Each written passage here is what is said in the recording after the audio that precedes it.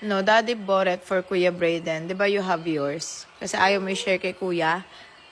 So, binila na lang tuloy ng sariling Bluey. Yeah, I'm not gonna share to Kendall. You share. Ayun na yung kay Kendall. Color pink. You have blue one. Oh. See? That is mine. That is not yours. Ayan. Mag-play kayo That doon. is mine. That is not yours. Oy, oy, ay, ay. Nang, Eee. Okay. That is not mine. That's your house, Kendall, and that's Kuya's house. Bluey. You have Para hindi kayo mag-away. Ito kasi present yan sa kanya. Gusto ni Kuya Brayden. Ayaw, ha? What do you want? Mommy, look. Wow!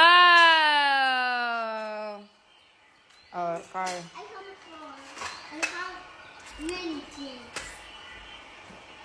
I have many things. Play kayo, ha? Hey, look.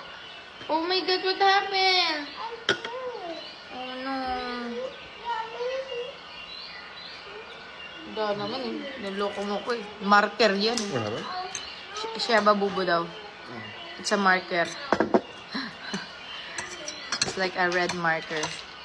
Ligo na nga lang ako.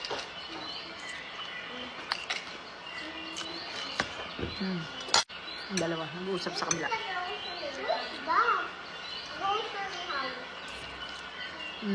Kagabi, uminom ako ng ng Berry Glow. Grabe yung plinasya ko kanina umaga.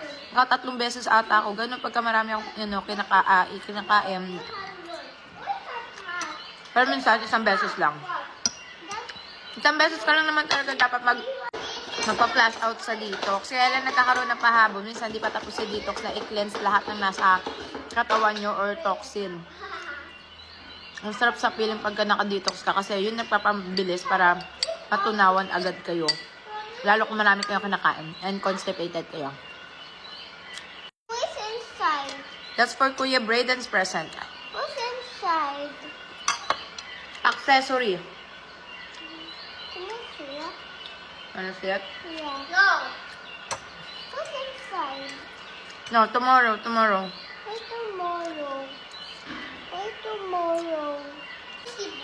Tomorrow. I want to see. Yeah, tomorrow. Why? What did you say? One day we gotta come back to Daddy's house. Here. How many days we're gonna be there? 1 week. Yeah, like 7 days. Tinatanong niya na kung kailan daw kami uwi. Hindi pa nga kami nakakapunta sa Cebu. Uwi na agad yun nasa isip niya. Siya nga sabi nito na gusto niya mag-bakasyon sa beach.